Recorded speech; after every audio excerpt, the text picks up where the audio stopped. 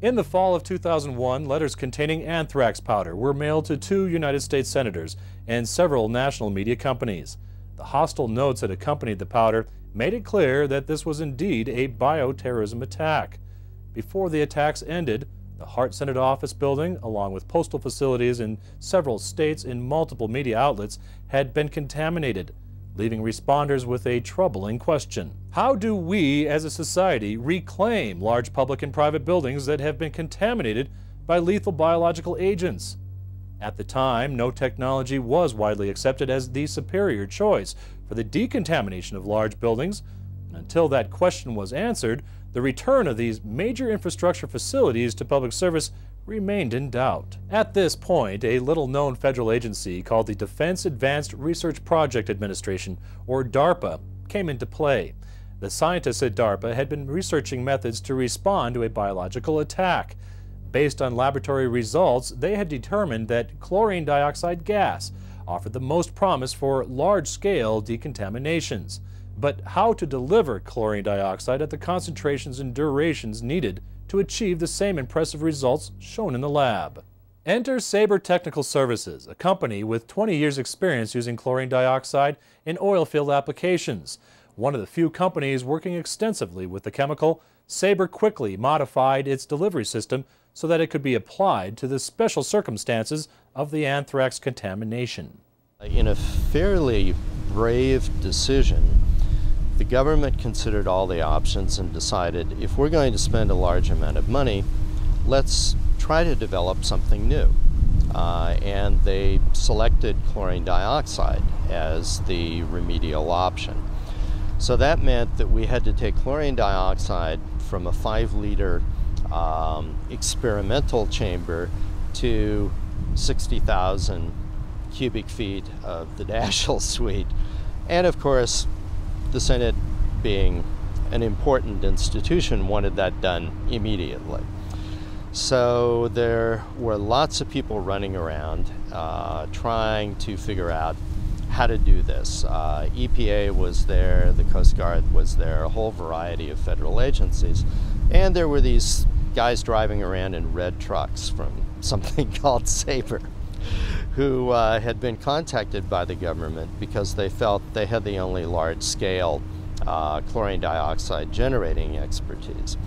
So EPA commandeered a couple mail trailers over at the Brentwood facility, which had been one of the postal sorting facilities that the letters had gone through, and we started doing testing. And in about a month, it became clear that we could actually scale the technology to the level that we thought would be necessary to fumigate the Daschle suite.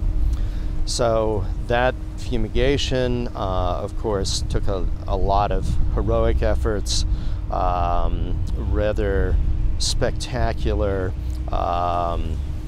just-in-time engineering and so forth, but we were able to successfully accomplish essentially removing the biological threat from the Hart Senate office building. To a nation still reeling from the terrorist attacks of 9/11, the arrival a week later in the Trenton postal facilities of 2 hand-addressed envelopes went entirely unnoticed. Yet those envelopes, addressed to Tom Brokaw at NBC News and editors at New York Post, heralded a new era in public safety, the era of biological terror. The silent nature of the threat and the delay between the time that the letters were sent and the first deaths from anthrax made the anthrax attacks of 2001 especially insidious. Who would be next? Who had already been contaminated? And how far had the spores spread? What would the effect of the attacks be on the social and economic life of the country? To answer these questions, authorities from DARPA, the Environmental Protection Agency, the Capitol Police, Sabre, and many other federal agencies began a systematic program of providing antibiotics to people at risk, testing all facilities that might be affected, and getting the buildings that were contaminated back into service. Trust and teamwork proved essential to the effort. Chlorine dioxide has a number of useful properties, the ability to generate significant volumes of it to do large buildings, the penetration of the chlorine dioxide into a variety of typical building materials, and the ability to kill both spores and vegetative organisms in a variety of typical building materials. Chlorine dioxide's efficacy as a biocide is due in part to its gaseous state, which allows it to completely penetrate the airspace of a building. To ensure that this penetration is complete, Sabre's engineers had to design a gas generation and delivery system that could provide a high enough concentration of gas and then maintain it for a precise length of time to ensure a 100% kill rate. John Mason, president of Sabre Technical Services, explains how the system worked. We brought a chlorine dioxide system in from Texas, one of our large oil field units, because it had the capacity and it also is very versatile. And given that this was the first time that a facility had been treated like this, we wanted to make sure we had a lot of range and capability and things that we could change to make things work. We then combined that with an emitter that we'd had built specially just before the process. Everything was in a rush to get this done, and applied it for the first time with basically a lot of capability and equipment and people so that we could make it work the first time because we didn't have a choice. When we did the decontamination of the Daschle suite, important thing to remember again is that the suite is relatively small compared to the building, 10,000 square feet to over 1,000,000 square foot building.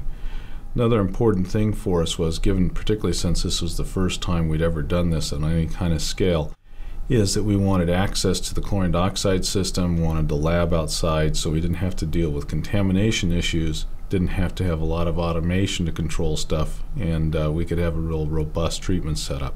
So you see that the generator's on the ground on the street level, and then we pump the fluid up to the Daschle suite where we actually perform the process. Before the fumigation, we set up a series of fans, emitters, that type of thing to distribute gas throughout the suite, and also had our sample location set up. Interesting thing to note is that we didn't have the luxury of having remote sampling capability, and we actually had to pull the samples at the suite itself in high-level protective gear. Once we had the system set up, the chlorine dioxide generator was started and fluid was pumped up to the suite. The solution went through the emitter where the gas was stripped out. The gas was then picked up by the fans where they distribute them throughout the suite because we didn't have an HVAC system. It had to be blocked off because of some issues that we had with local ordinances. We held the gas in the suite for the fumigation period, taking samples throughout the suite so we could make sure that we had good distribution of the gas and also good humidity maintenance throughout the suite itself.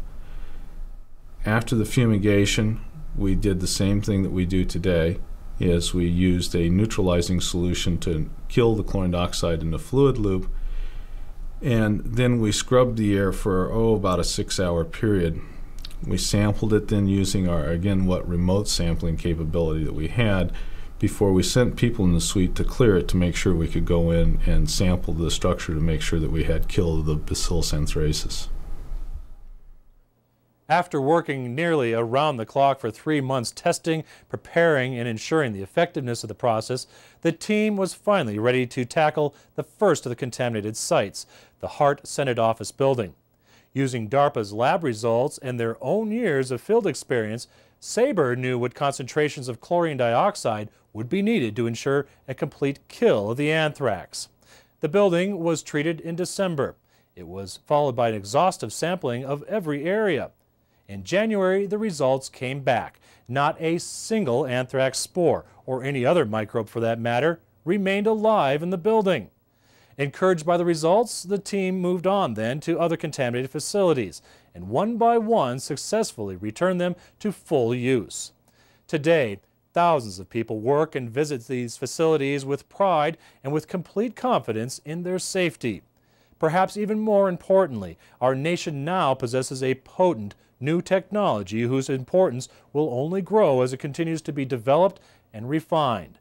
Given recent process advancements, with a strong base of equipment and trained professionals, the timetable to return critical facilities to public and private use can be reduced from months to weeks to days, significantly reducing the potential economic effects and disruptions from a biological attack. The critical technology developed during this period of crisis illustrates the value of DARPA research and the effectiveness of a coordinated response.